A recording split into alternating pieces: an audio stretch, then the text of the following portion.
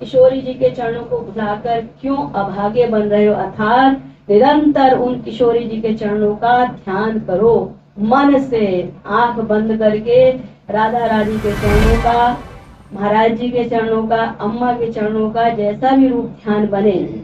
देखिए रूप ध्यान अभी हम लोग का परिपक्व नहीं हुआ है, और महाराज जी बार बार एक ही बात कहते थे कि रूप ध्यान के बिना सब साधना 0/100 है। तो रूप ध्यान का हमें अभ्यास करना है, एकदम रूप ध्यान नहीं बनेगा, ये हरि गुरु दोनों जानते हैं, लेकिन प्रयत्न हम करेंगे। 100 बार रूप ध्यान बनाने का प्रयत्न किया तो एक बार अवश्य बनेगा, 1 सेकंड के लिए बनेगा। तो धीरे धीरे अभ्यास तो हमको ही करना है। जैसे संसार में जब हम कुछ सीखते हैं, गाड़ी सीखते हो, कार सीखते हो, कुकिंग सीखते हो, कोई भी चीज जब हम सीखते हैं तो पहले हमें अभ्यास करना पड़ता है। ऐसे ही रूप ध्यान का अभ्यास करना है।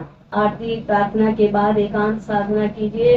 दिन में जब भी आपको टाइम मिले, आप बेड पर बैठे हैं, सोफे पर बैठे हैं, लेटे हैं, आंख बंद करके हरि गुरु का स्मरण कीजिए, रूप ध्यान बनाने का प्रयास कीजिए।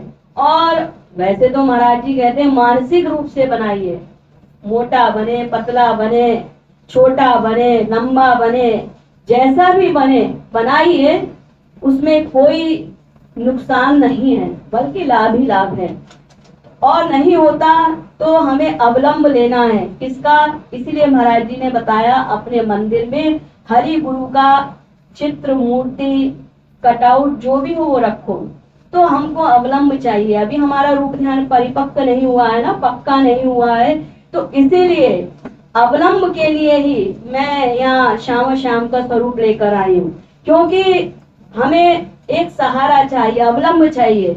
यहाँ पर युगल सरकार सामने खड़े हुए हैं, बार बार उनको देखिए कैसा इन्होंने श्रृंगार किया हुआ है, कैसे वस्त्र पहने हुए हैं, फिर उसी प्रकार अपने आंख बंद करके ये मूर्ति का रूप ध्यान नहीं करना, ये नहीं सोचना ये मूर्ति है संगमरमर की, इसमें चेतन ध्यान करो। साक्षात युगल सरकार खड़े हुए हैं और वही आंख बंद करके ये हम उनके चरणों में बैठे हुए हैं, हम उनको चरणों का स्मरण कर रहे हैं। महाराज जी का रूप ध्यान बनाइए, तभी उससे विशेष लाभ होगा। आज अक्षय तृतीया भी है, तो आज बिहारी जी के चरणों का साल में एक बार ही दर्शन होता है।